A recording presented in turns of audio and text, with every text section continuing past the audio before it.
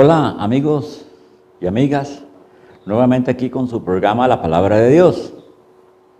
Hoy vamos a continuar y esperamos que finalizar la serie que hemos titulado Engaños satánicos contra los creyentes. Pero antes de empezar el tema del día de hoy, vamos a pedir ayuda a nuestro Señor para que nos acompañe en este programa. Oremos así. Padre nuestro, gracias te damos, Señor, por todas tus bendiciones. Ayúdanos, Señor, para que lo que hoy podamos ver sea de gran beneficio y de aplicación práctica para cada uno de nosotros. Ayúdanos, Señor, en ese sentir para que cada día seamos más fieles a las enseñanzas de nuestro Señor Jesucristo y algún día podamos estar en la Canaán celestial. Por Cristo Jesús lo pedimos y lo agradecemos. Amén. Bueno, amigos, vamos a continuar ahora con otra mentira satánica. Satanás nos hace creer que Dios está en contra nuestra. Primero nos dice que Dios no nos ama. Sin embargo, si vemos el Salmo 25:10, nos dice, Salmo 25:10, todas las sendas de Jehová son misericordia y verdad para los que guardan su pacto y sus testimonios. De manera que tenemos la misericordia de nuestro Dios. También nos dice que Dios no escucha nuestras oraciones. Vemos el Salmo 34:4 que nos dice lo siguiente: busqué a Jehová y él me oyó y me libró de todos mis temores. Entonces sí nos escucha. Buscamos a Jehová fervientemente y él nos escucha. Luego, otra cosa que nos dice Satanás es que Dios no se preocupa por nosotros. Volvamos a la Biblia para contrarrestar tal mentira. En los Salmos 28 y el versículo 7 nos dice: Jehová es mi fortaleza y mi escudo, en él confió mi corazón y fui ayudado. Por lo que se gozó mi corazón y con mi cántico le alabaré. ¿Qué dice? Que Jehová es nuestro escudo y nuestra fortaleza y que en él somos ayudados. Claro está que no siempre recibimos lo que pedimos. ¿Y por qué sucede eso? Porque muchas veces pedimos cosas que no son buenas para nosotros. Y Dios, en su infinita misericordia y amor, no nos da lo que queremos y que nos puede hacer mal. Dios puede obrar en contra de nuestros deseos, pero nunca en contra de nuestro bien espiritual. Ejemplos tenemos muchos en la Biblia, como el de Jonás, que no quería ir a Nínive a hacer una última predicación para que el pueblo se arrepintiera, como efectivamente se arrepintió. Sin embargo, Dios siempre tuvo misericordia de él, porque sabía que él tenía que cumplir una misión en Nínive y finalmente la cumplió, pese a que Jonás se negaba a realizarla. Dios siempre quiere que nosotros crezcamos espiritualmente. El amor de Dios no cambia, aunque parezca lo contrario. El amor de Dios es un amor eterno. Veamos qué nos dice Jeremías en el capítulo 31 y el versículo 3. Jeremías 31:3 dice: Jehová se manifestó a mí hace ya mucho tiempo diciendo: con amor eterno te he amado, por lo tanto te prolongué mi misericordia. Amor eterno, amor de siempre. Las dificultades que padecemos siempre llevan a un buen propósito. ¿No les ha pasado eso? De que a veces han pasado por una serie de dificultades, de problemas, y de pronto vieron la luz, vieron de que era necesario pasar por esos problemas para recibir una bendición espiritual. Romanos 8:28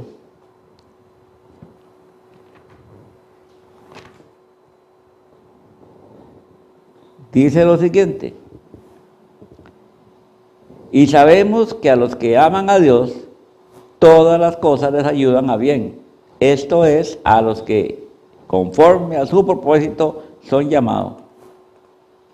Los que amamos a Dios, todas las cosas no son para nuestro bien.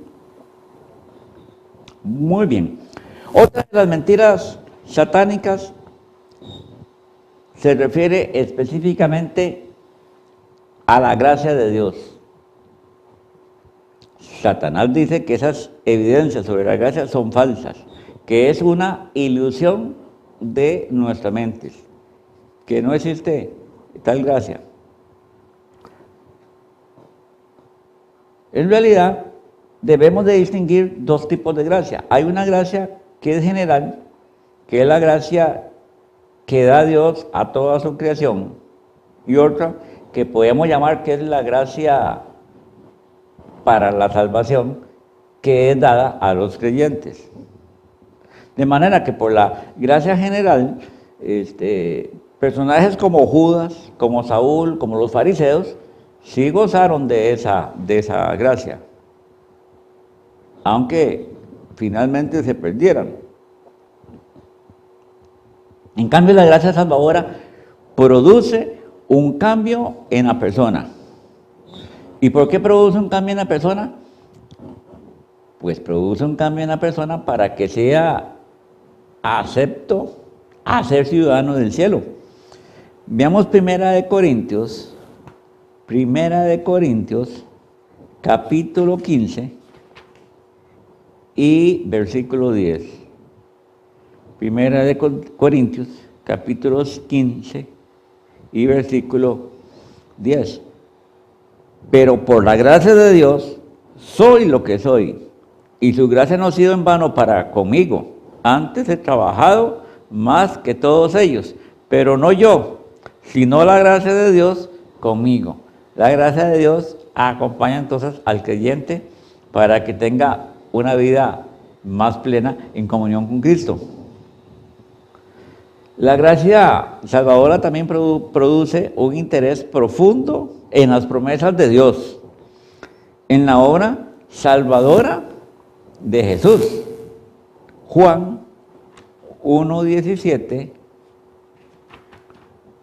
nos dice lo siguiente: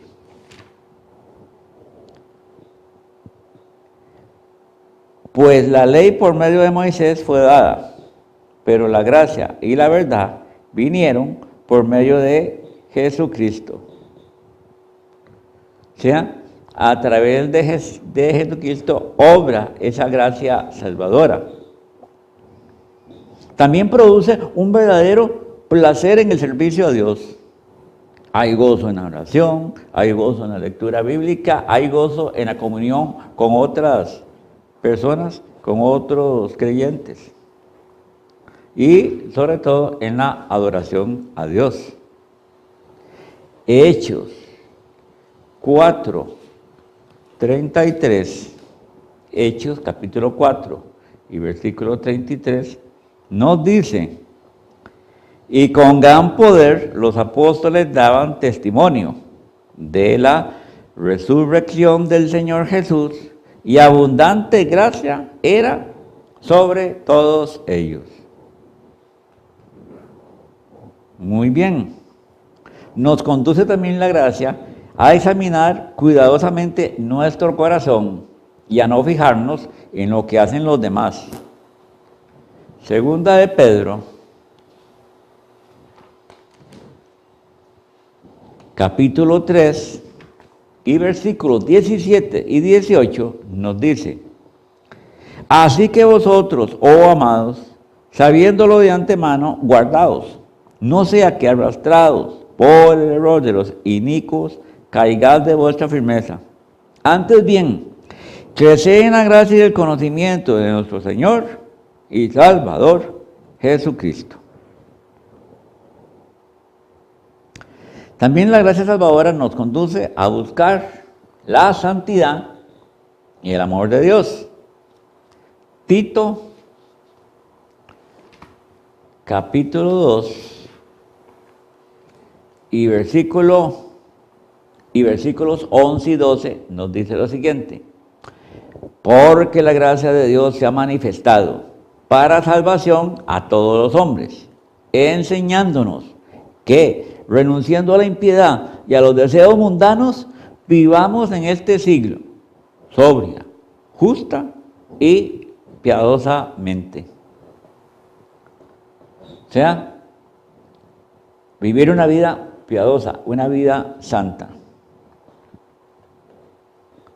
La gracia salvadora o gracia especial de Dios nos impulsa a obedecerlo de corazón y no para ser vistos por los demás.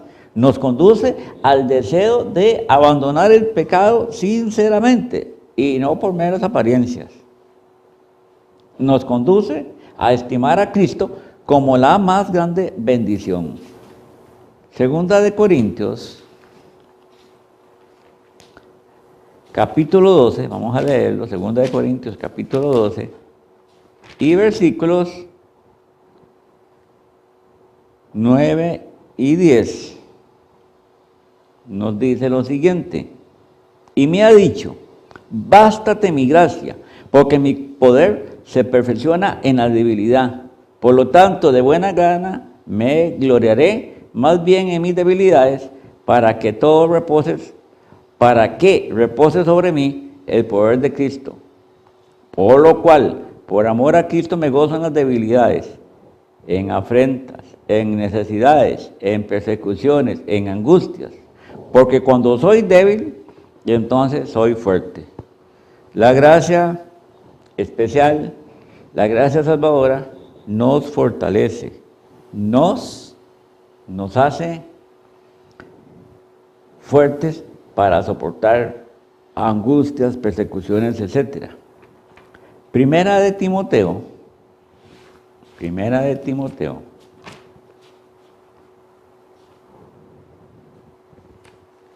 el capítulo 1 y el versículo 14 nos dice: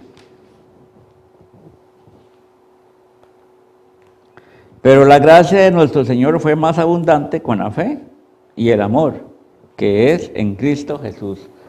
Hay abundancia en la gracia de Dios cuando tenemos a Jesús, cuando seguimos a Jesús. No se nos olvide, hermanos y hermanas, que Jesús es nuestro médico. Es manantial de agua viva. Es nuestra justicia, nuestro ayudador, nuestro salvador. Es la vida, la luz, la fortaleza, la plenitud y sobre todo el único camino a la salvación eterna. De manera que no es tan cierto lo que dice Satanás de la falsedad de la gracia, o que es una ilusión o mentira. Vamos con otra mentira de Satanás.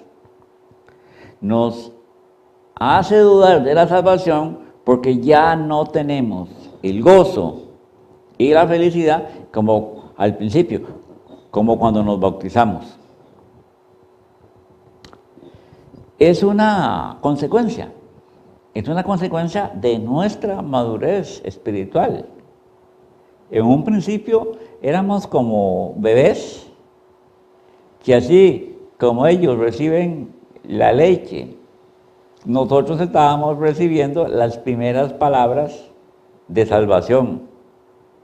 Pero conforme el bebé va creciendo y va necesitando de alimentos más sólidos, igualmente nosotros vamos creciendo y necesitamos de más lectura bíblica.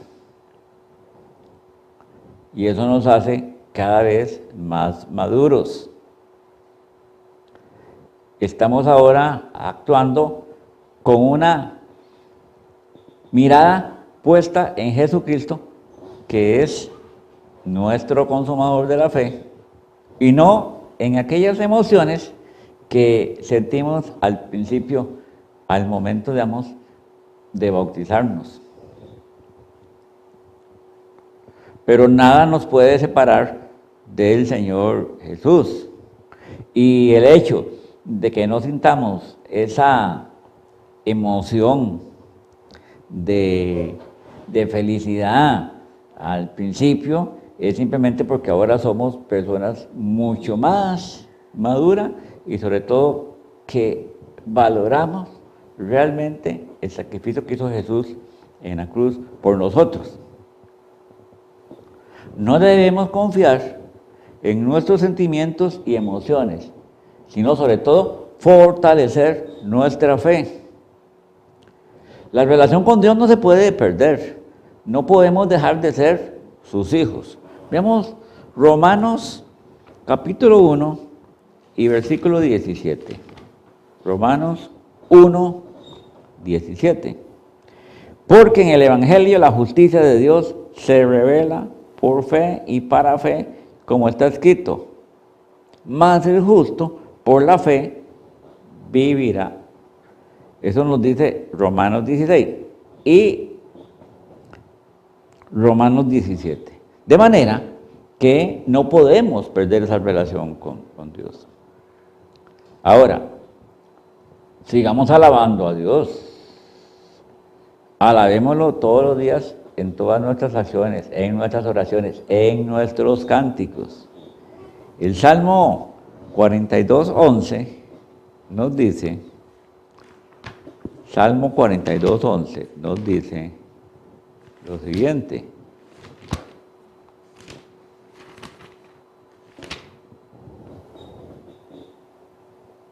¿Por qué te abates, oh alma mía, y por qué te turbas dentro de mí? Espera en Dios, porque aún he de alabarle, salvación mía y Dios mío. David era uno que siempre estaba alabando al Señor, de manera que no perdamos esa alegría, no perdamos ese gozo, sigamos alabando al Señor con nuestras palabras, con nuestros cantos, con nuestra actitud. Cuando conocemos a Dios, sentimos un gozo especial, y no es para menos. Pasamos de las tinieblas a la luz. Por eso está el gozo en nosotros.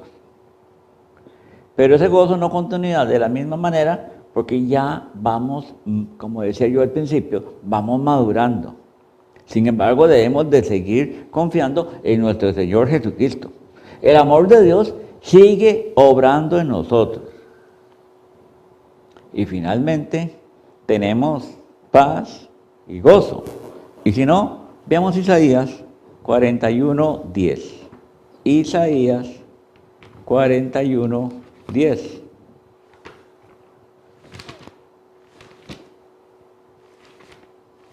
Nos dice Isaías 41:10 lo siguiente: no temas, porque yo estoy contigo. No desmayes, porque yo soy tu Dios que te esfuerzo. Siempre te ayudaré, siempre te sustentaré con la diestra de mi justicia. Con estas palabras de aliento, ¿cómo vamos nosotros entonces a decaer en nuestro gozo? No, el gozo de Dios permanece para siempre.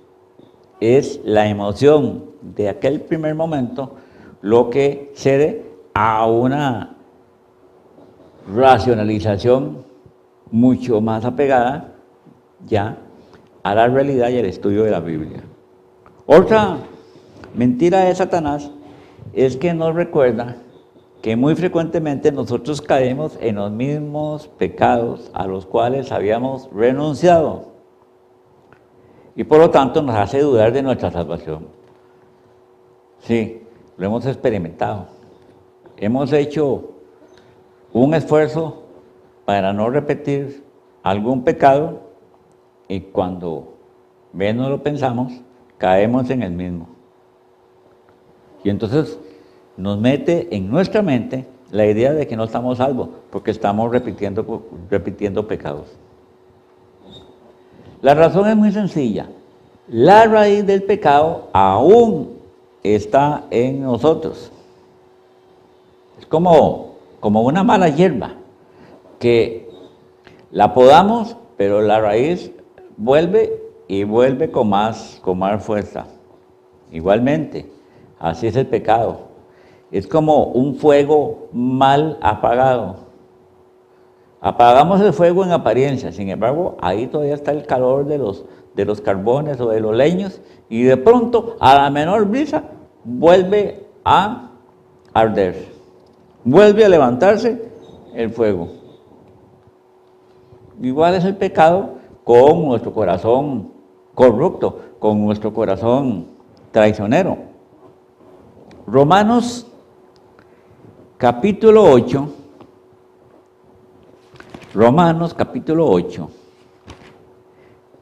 y los versículos del 37 al 39, repito, Romanos capítulo 8 y los versículos del 37 al 39 nos dice: antes en todas estas cosas somos más que vencedores por medio de aquel que nos amó, por lo cual estoy seguro de que ni la muerte ni la vida, ni ángeles, ni principados, ni potestades, ni lo presente, ni lo porvenir, ni lo alto, ni lo profundo, ni ninguna otra cosa criada nos podrá separar del amor de Dios, que es en Cristo Jesús, Señor nuestro.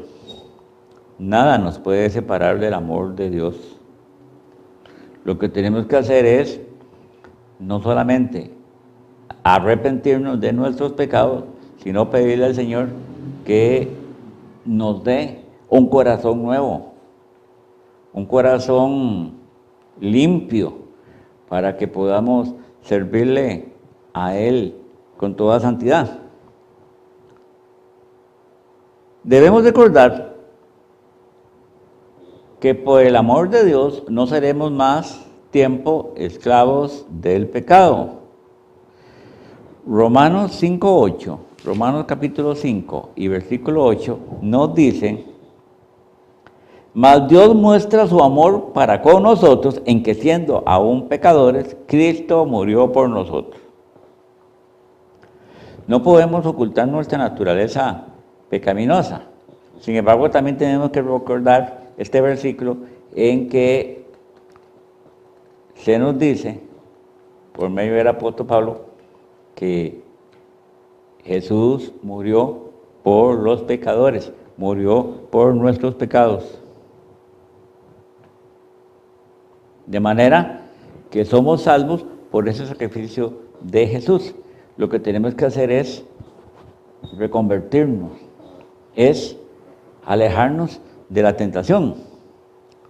Romanos 6:23, Romanos capítulo 6 y versículo 23 nos dice: porque la paga del pecado es muerte, mas la dádiva de Dios es vida eterna en Cristo Jesús, Señor nuestro. Si seguimos empeñados en nuestros pecados, lógicamente que pagaremos el pecado con lo que señala la ley, que es muerte. Pero hay un regalo, una dádiva de Dios, que es la vida eterna por medio del sacrificio de nuestro Señor Jesucristo. De manera que tenemos que apegarnos a esa promesa. No para seguir pecando, sino para que Dios nos limpie el corazón y nos quite el pecado. Veamos Ezequiel capítulo 36. Ezequiel capítulo 36 y versículo 26. Y vean qué hermosas palabras. Os daré corazón nuevo y pondré espíritu nuevo dentro de vosotros y quitaré de vuestra carne el corazón de piedra y os daré un corazón de carne. Aquí hay una promesa en que Dios nos promete un corazón nuevo. Erradiquemos las raíces del corazón viejo, del corazón de piedra, para que no vuelva a resurgir el pecado en nosotros.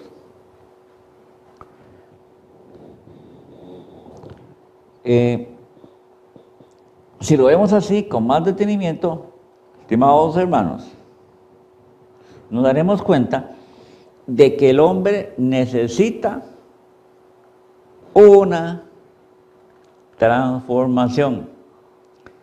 Una transformación para que nuestro corazón, que tiende a hacer el mal, de que nuestro corazón, que es cómplice de Satanás, sea erradicado definitivamente de nosotros y recibamos entonces un corazón nuevo. Es lo que se nos presenta también en Romanos, en los capítulos 7 y 8, en donde también el apóstol Pablo va relatando su experiencia con ese corazón traicionero que lo acompañaba y que no le hacía hacer el bien que tanto deseaba, sino el mal que no quería. De manera, hermanos, que pidamos al Señor ese corazón nuevo que se nos presenta como una promesa. Antes de continuar con el programa, vamos a hacer ahora una pausa musical y nos veremos unos momentos después.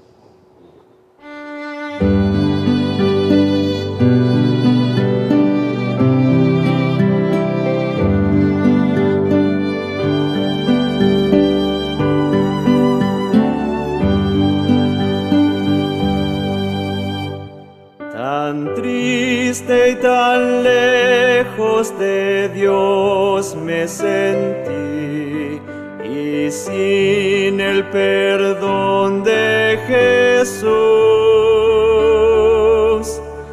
Mas cuando su voz amorosa oí, que dijo: ven a la luz. Todo dejé para andar en la luz, no moro en tinieblas ya más. Encuentro la paz en seguir a Jesús y vivo en la luz de su faz. Qué amigo tan dulce es el tierno Jesús, tan lleno de paz y de amor. De todo este mundo es la fulgida luz, el nombre del buen Salvador.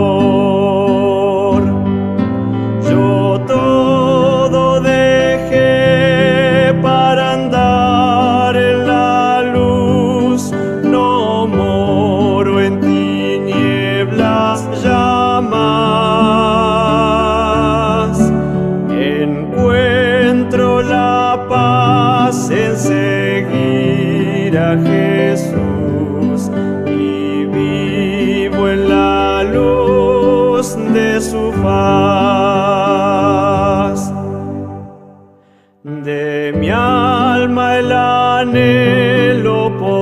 siempre será más cerca vivir de la cruz. Do santo poder y pureza me da la sangre de Cristo Jesús. Yo todo dejé para andar en la luz, no moro en tinieblas ya más. Encuentro la paz en seguir a Jesús y vivo en la luz de su faz. Oh, ven a Jesús, infeliz pecador, no vagues a ciega ya más. Si ven a Jesús, tu benigno Señor, que en él salvación hallarás. Yo todo dejé para andar en la luz, no moro en tinieblas ya más. Encuentro la paz en seguir a Jesús y vivo en la luz de su faz.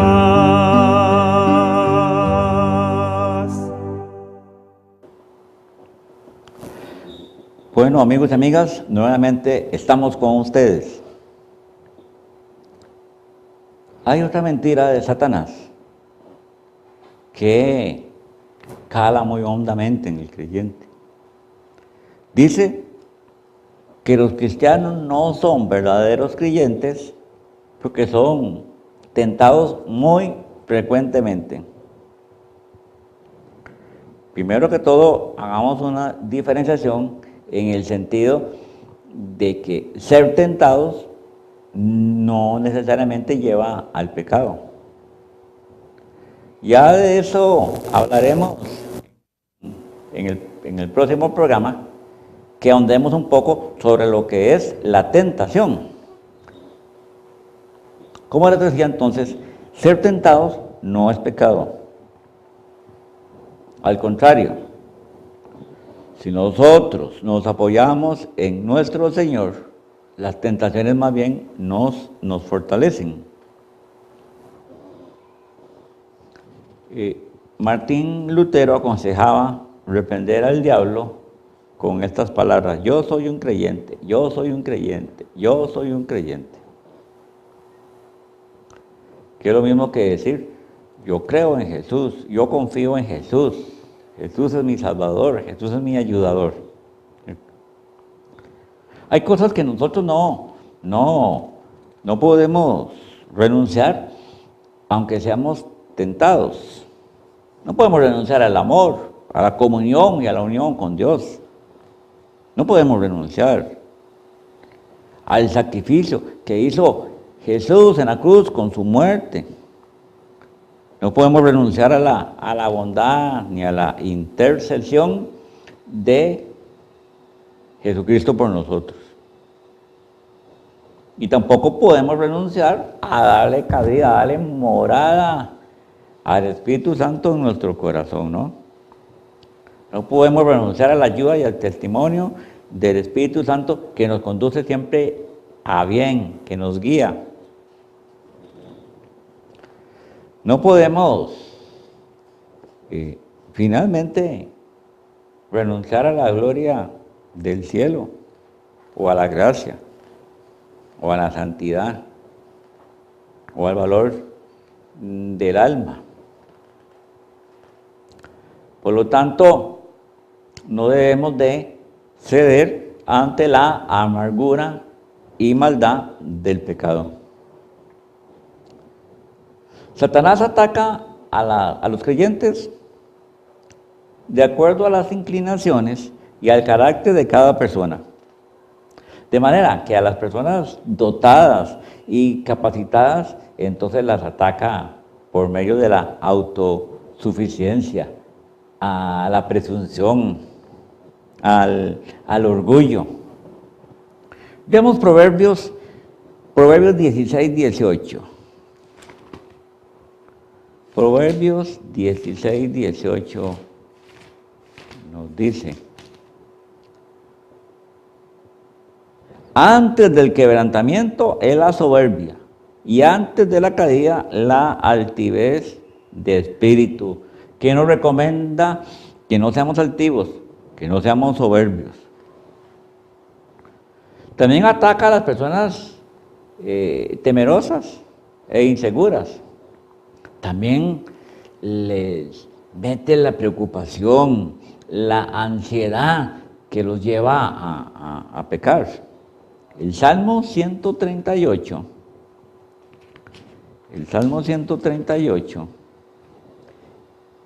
y el versículo 7 nos dice: si anduviere yo en medio de la angustia, tú me vivificarás. Contra la ira de mis enemigos, extenderás tu mano y me salvará tu diestra. Si nosotros estamos con nuestro Señor, no podemos estar inseguros, no podemos estar temerosos. Fuera la preocupación y la ansiedad. También ataca a las personas muy sensibles, preocupándolas por un exceso de detalles al realizar las cosas. A las personas que son muy flexibles, entonces las ataca por medio de la irresponsabilidad. Y a las personas orgullosas, por medio de la obstinación y necedad, de que en todo tienen razón. Y eso lo hemos visto a través de estas conferencias, que el diablo ataca a las personas de acuerdo con sus debilidades. Otra mentira de Satanás es que ataca a los creyentes de acuerdo a la posición económica o a la posición social que tengan. De manera que los creyentes piensen tanto en elevar su nivel de vida, en elevar su nivel económico, que se olviden de Dios. Veamos Mateo 13:22. Mateo 13:22.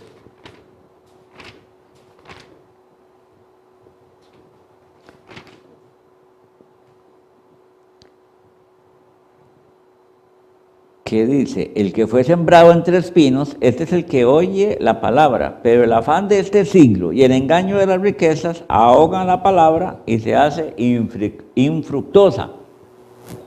El engaño de las riquezas, el afán por las riquezas, hace que la palabra de Dios se vuelva infructuosa. El mismo mandamiento 10º nos manda no codiciar los bienes ajenos. Y en Primera de Timoteo hay un consejo. Primera de Timoteo,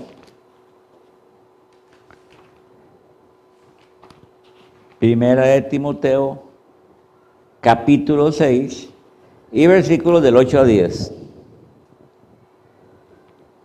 Dice: así que teniendo sustento y abrigo, estemos contentos con esto, porque los que quieren enriquecerse caen en tentación y en lazo, y en muchas codicias necias y dañosas que hunden a los hombres en destrucción y perdición. Porque raíz de todos los males es el amor al dinero, el cual, codiciando algunos, se extraviaron de la fe y fueron traspasados de muchos dolores. Aquí el apóstol Pablo nos está diciendo muy claramente de que el amor al dinero es la raíz de todos los males. Entendamos que no es el dinero, nosotros necesitamos dinero para suplir nuestras necesidades. Es el afán de riquezas, es la codicia, lo que está mal. En la Biblia encontramos muchos ejemplos de personas que fueron codiciosas y se perdieron. Judas, Balaam, Giezi, que era el empleado de Eliseo. Todos ellos cayeron, sucumbieron ante el afán por las riquezas. Filipenses capítulo 2 y versículo 4. Filipenses 2 y versículo 4 nos dice: no mirando cada uno por lo suyo propio, sino cada cual también por lo de los otros. Así como los que son codiciosos van en afán de riqueza, son egoístas, igualmente hay personas que son altruistas. De manera que en Filipenses se nos da esa recomendación de más bien de ayudar a aquel que lo necesita. Y en el mismo Filipenses, en capítulo 4 y los versículos 11 y 12, dice: no lo digo porque tenga escasez, pues he aprendido a contentarme cualquiera que sea mi situación. Sé vivir humildemente y sé tener abundancia. En todo y por todo estoy enseñado, así para estar saciado como para tener hambre, así para tener abundancia como para padecer necesidad. El apóstol Pablo fue un hombre probado en todas las situaciones, de abundancia y de escasez. Y nos dice finalmente que uno debe estar contento con lo que se tiene. Satanás también ataca a los que tienen habilidades, capacidades o preparación. Es tan fácil caer en la tentación de ser orgulloso por las capacidades que tenemos y confiar en esas capacidades, menospreciando a los que no las tienen. Sin embargo, nuestras habilidades, nuestra inteligencia e incluso nuestra educación son dones a préstamo. Vemos que nos dice Primera de Corintios, capítulo 4 y versículo 7.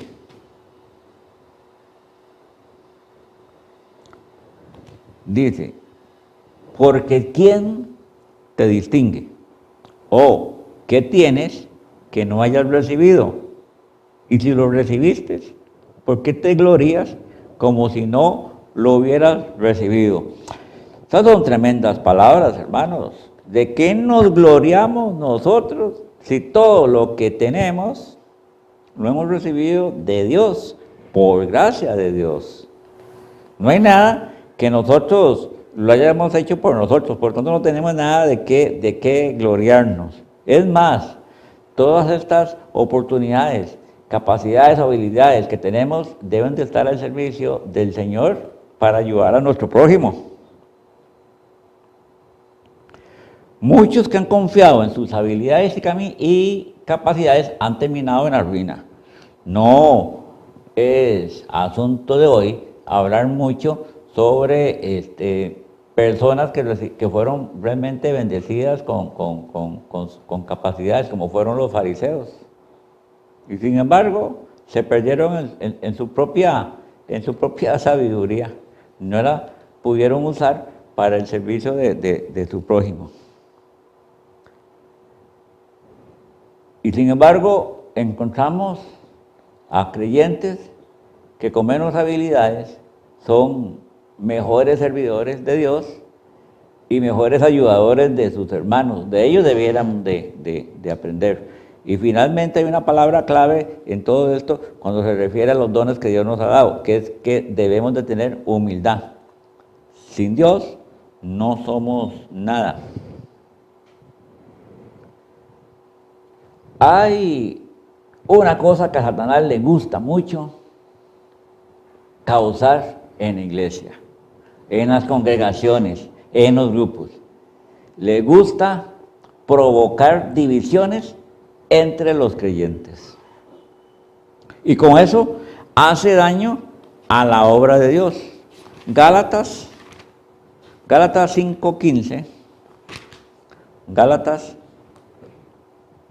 5:15 nos dice: pero si os mordéis y os coméis unos a otros, mirad que también no os consumáis unos a otros. ¿Entendemos?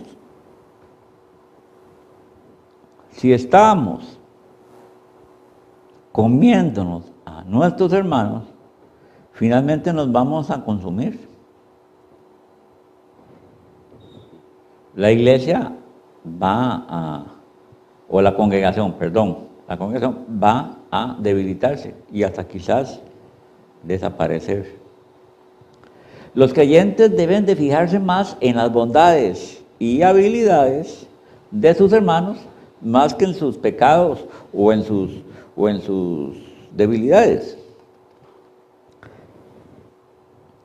Leamos Santiago,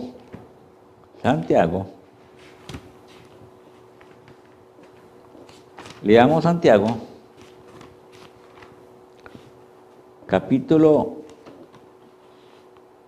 4 y versículo 11. Santiago 4:11.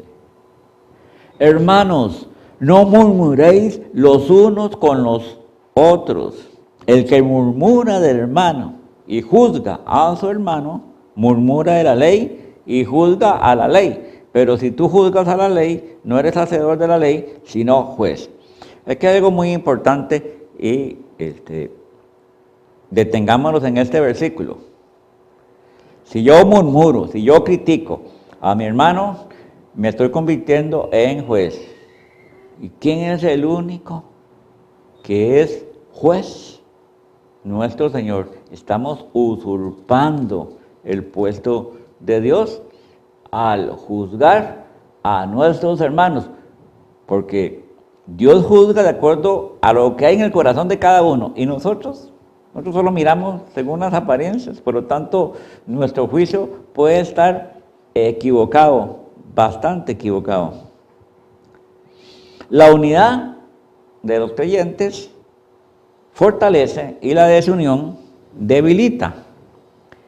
Efesios capítulo 4 y versículos 3 y 4 nos dice: solícitos en guardar la unidad del espíritu en el vínculo de la paz, un cuerpo y un espíritu, como fuisteis también llamado, en una misma esperanza de vuestra vocación. No se nos olvide de que Cristo es la cabeza y nosotros somos el cuerpo.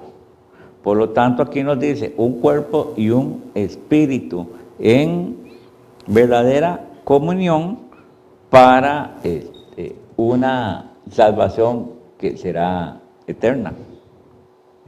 Dios ha ordenado a los creyentes que se amen los unos a los otros. Ese tema que tiene que ver con el amor es uno de los más extensos de la Biblia. Hay mucho escrito. Vamos a leer solamente 2 versículos de los tantos que se encuentran en la Biblia. Juan 13:14. Juan capítulo 13 y versículos 34 y 35. Juan capítulo 13, y los versículos 34 y 35. Dice: un mandamiento nuevo os doy, que os améis unos a otros como yo os he amado, que también os améis unos a otros. En esto conocerán todos que sois mis discípulos, si tuviereis amor los unos con los otros. Si verdaderamente somos discípulos de Jesús, si verdaderamente somos creyentes del Señor, entonces debiéramos de amar a nuestro prójimo a pesar de sus errores. Finalmente, ¿quiénes somos nosotros para juzgar? Y en Primera de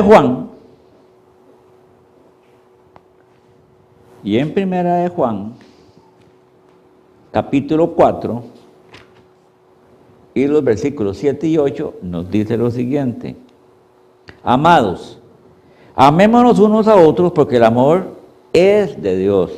Todo aquel que ama es nacido de Dios y conoce a Dios. El que no ama no ha conocido a Dios, porque Dios es amor.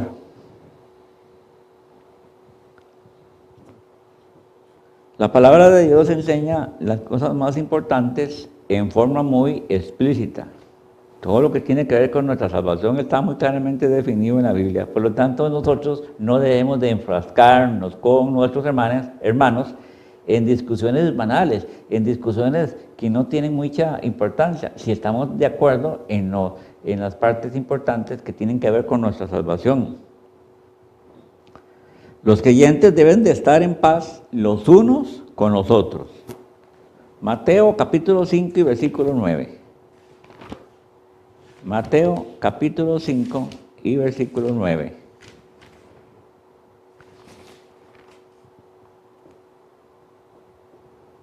Bienaventurados los pacificadores, porque ellos serán llamados hijos de Dios.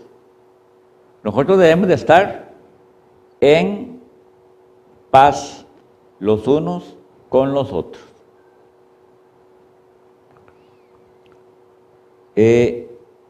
Luego debemos de mantener también, si mantenemos la paz los unos con los otros, también debemos de mantener la paz con los hermanos. Proverbios 16:7. Proverbios 16:7. Nos dice lo siguiente. 16:7. Dice: cuando los caminos del hombre son agradables a Jehová, aún a sus enemigos hace estar en paz con él. Si cuando somos entregados al Señor, hasta nuestros enemigos están en paz con nosotros, imagínense cómo debemos de estar en paz con nuestros hermanos. Muy bien, somos una unidad con los demás creyentes.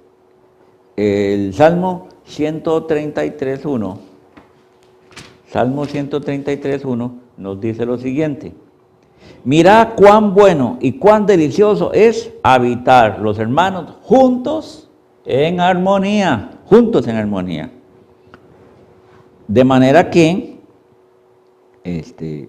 debemos de estar juntos, porque la desunión es el triunfo del diablo. Y además de eso, si en una congregación hay contiendas, hay envidias, hay críticas, hay chismes, muchos de los verdaderos creyentes se van a desanimar. Y cuidado, porque por nuestras actitudes podíamos hacer que muchos hermanos se perdieran. La desunión hace mucho daño a la obra de Dios, y es precisamente lo que pretende Satanás con esta estrategia de meter la inquina en los creyentes.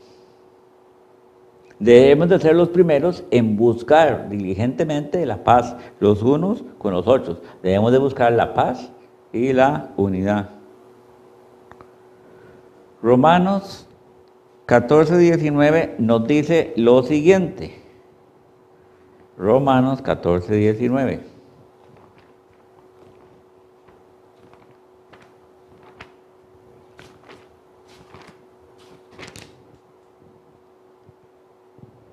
Así que sigamos lo que contribuye a la paz y a la mutua edificación.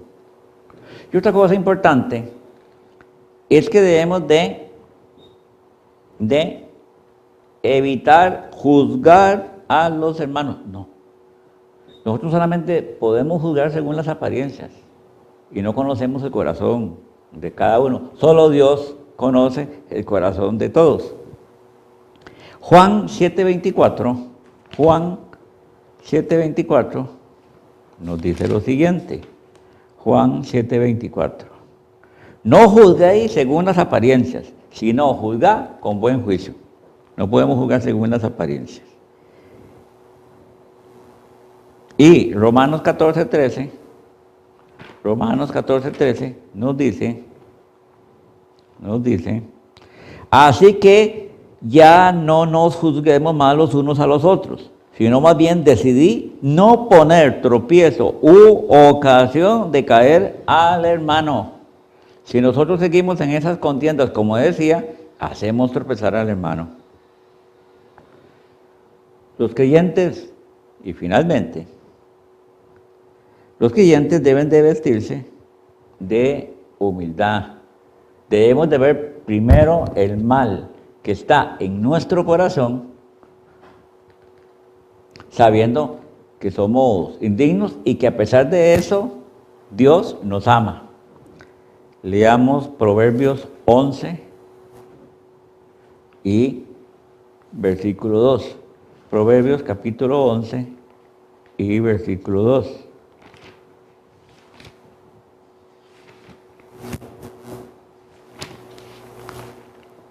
Dice así: